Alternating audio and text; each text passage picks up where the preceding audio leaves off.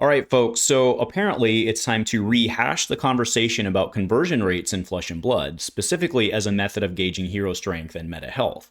Not only does conversion rate as a raw metric have some inherent pitfalls, but especially so in Flesh and Blood with the way that many of the top-tier competitive tournaments work. A huge shout out to our channel members for supporting what we do here. If you want to get involved with the channel and the Dice Commando community, please consider joining as a channel member. Remember, these videos are only possible with your support. You can show that support with a like, a subscribe, and by leaving us a comment and sharing your feedback. Community first, and go Commando.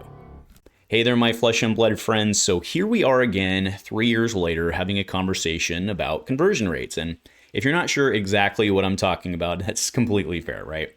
So just shy of 3 years ago, following US Nats and into calling Las Vegas, the community was having a very similar conversation to the one that we're having right now about Zen. But at that time, it was about Chane. See, Chane was quite obviously a super strong hero in the meta. And as it goes, people were calling for nerfs and bans and adjustments and all that. And then you, of course, had a group saying, it's fine, don't do anything about it. And again, right, seem familiar? Yes, it's what always happens, right?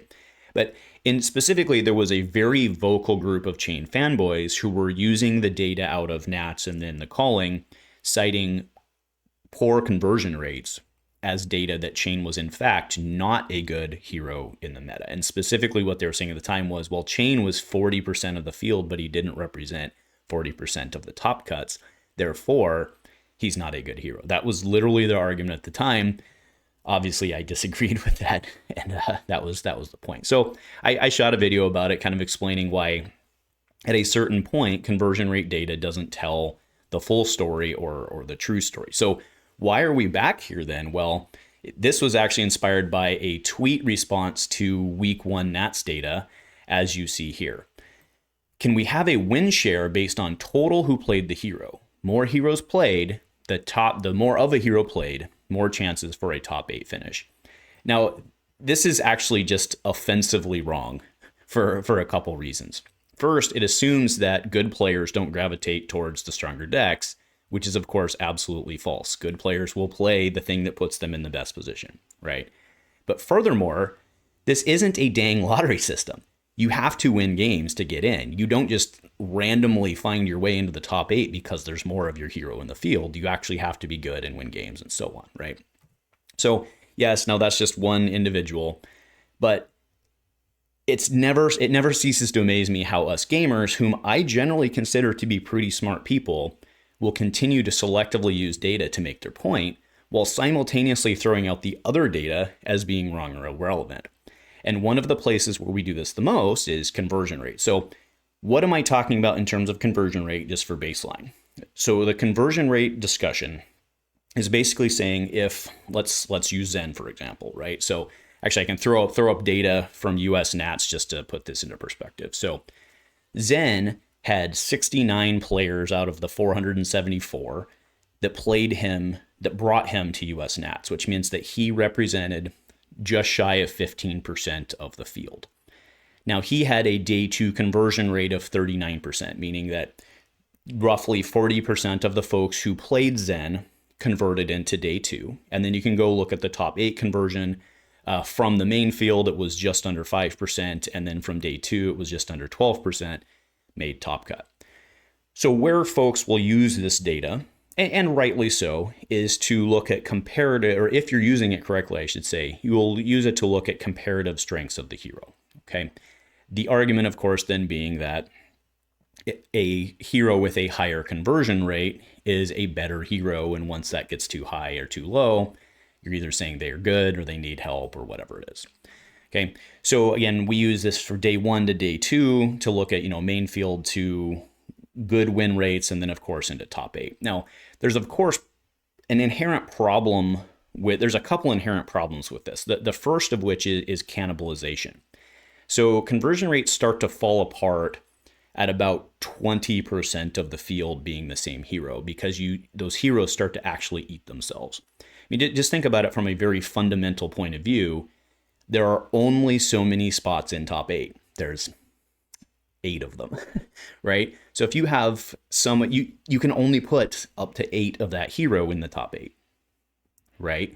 So if you have a huge field, if you have a huge field, you are guaranteed to have a lower conversion rate, even if that hero does very well, right? And that's why, again, the comment that I was referring to, the more heroes that show up have better chances for a top 8 finish, is not really true at all, right? And in fact, it's contrary to the whole idea of using conversion rates as an argument, because a larger field is inherently restricted to a lower conversion rate.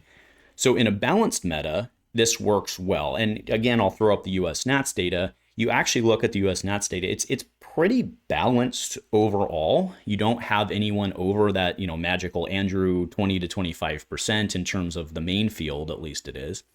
Right? You don't have anything like that. So it becomes okay to use this as a good starting point. And I agree, it is a good thing to have as a starting point. But again, remember, you just have, it's just math, right? An overrepresented hero will inherently have a harder time getting a higher conversion rate. Likewise, an underrepresented hero has a easier time having a higher conversion rate. Although we did not win this category, as one brave developer chose Teklevossen as the best day 2 conversion rate, which was very technically correct, as the one Teklevossen did make day 2 and had 100% day 2 conversion rate. So yes, that's the mathematical argument and explanation of why conversion rate doesn't always land well. But on top of that, we have another point of consideration within Flesh and Blood specifically, and that's that Flesh and Blood's mixed format tournament structure actually makes this raw metric even more of a trap. Because remember, something like the Nat structure also involves limited. Players also have to win games at draft. So day 1, for example, was, I believe, 4 rounds of CC followed by 3 rounds of draft. So only just over 50% of their wins to make day 2 were driven by the hero that they brought. So there are other factors there at play as well. And we've seen in the past that very good heroes within a meta might not convert to day 2, not because of not the hero itself, because the players playing them did not have a good draft experience. What do you think kept him down, quote unquote, over the weekend? Limited rounds. Like, there were players with very good records on Victor in the tournament, and they didn't convert in limited. And it's so hard getting a good picture of the meta coming out of these mixed format tournaments. And now let's be clear about something. I don't actually mind using conversion rates as part of a discussion, but only as a starting point. What drives me nuts about this is how the community at large uses data, and I do use that term loosely, to justify their point, but then puts the rest of it out with the bathwater. Let's look at an example, right? Let's say I run Teklevossen into a 400-person field, right? Something like Nats. And I make day 2, or even I make top 8, right? I would technically then have a 100% conversion rate into day 2 or top 8. Now, no one in the community is going to be like, oh, that means Teklevossen is the hero to beat. Now, what it might do is bring some attention on him as maybe a meta call or something like that. But no one out there is going to be like, yep, Teklevossen's the one to beat with 100% conversion rate. But then let's flip it over to what we saw, for example, 3 years ago with the Chane example. So Chane showed up with 45% of the field. Okay, 45% of the field in day 2. 45% of the field in day 2, right? Inherently looking at top 8 conversion rates, not going to do super great, because you have a lot of heroes that have to get into a very, very, very narrow thing, right? So folks will then use that data to say, well, he's not a good hero because he doesn't have a good conversion rate.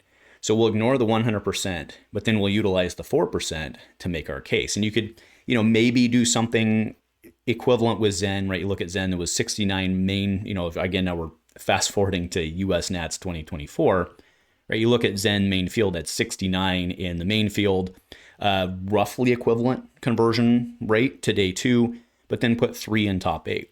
And then there are currently folks out there and be like, oh, that's too good. He needs nerfed. And then folks on the saying, well, look, he doesn't have a good conversion rate. You put 3 into the top 8. You put 3 into the top 8, bro. So again, you can't just use raw conversion rate. Now, what I would argue, and kind of the conclusion, and I'll bring us home here, is where I find the strength of using conversion rates is relative conversion rates, and that's in comparing hero to hero. So what I mean by that, the relative conversion rate is, let's look at Zen, right? From US Nats 2024. Zen was 14%, 14.6% of the main field. And then in day 2, 14.7% of the main field, right? So he held relatively steady.